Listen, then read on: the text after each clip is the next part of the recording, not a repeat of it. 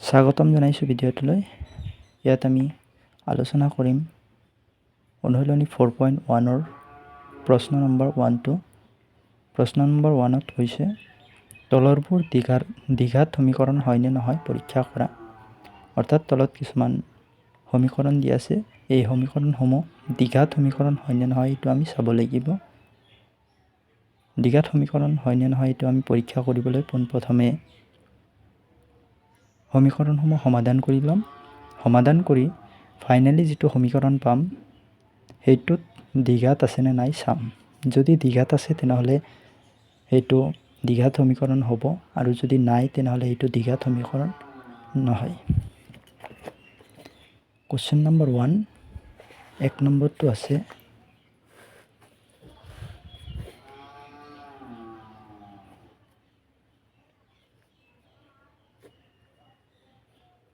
x plus 1 whole square equal to 2 into x minus 3. ইয়াৰে বাওঁফালৰ অংশটোক আমি a plus b whole squareৰ ফৰ্মুলাত ভাঙি ল'ব পাৰোঁ। a plus b whole squareৰ ফৰ্মুলাটো আছিল a square plus twice ab plus b square. আমি যদি এই ফৰ্মুলাত ভাঙো তেনেহ'লে আমি পাম x square plus 2x into 1 plus 1 square, আৰু সু অংশটোক আমি এনেদৰে লিখিব পাৰোঁ 2x minus 6.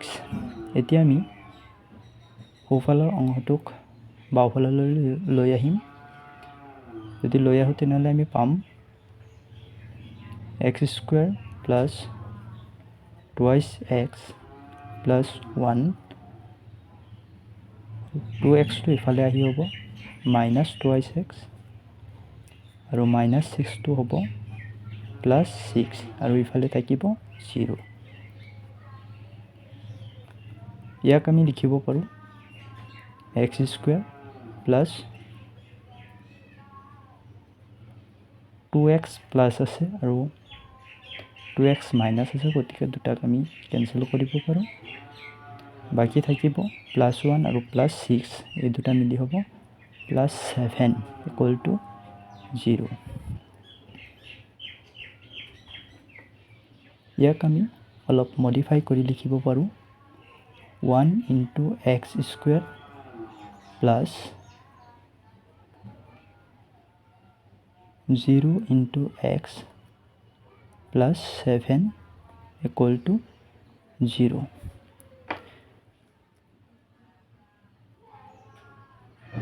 এই সমীকৰণটোৱে দ্বিঘাত সমীকৰণৰ যিটো আৰ্হি ax square plus bx plus c সেইটো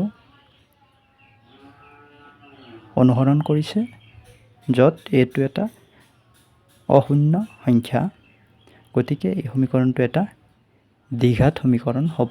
ইয়াক আমি লিখিব পাৰোঁ এনেদৰে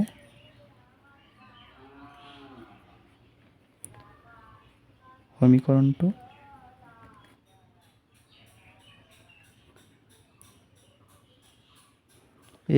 ax square plus bx plus c equal to 0 আৰ্হিৰ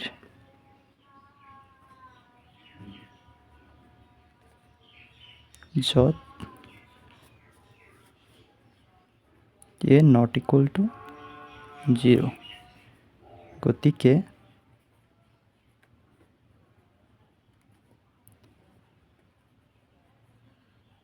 প্ৰদত্ত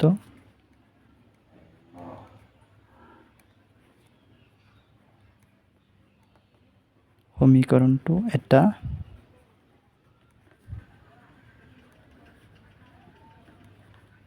দ্বিঘাত সমীকৰণ।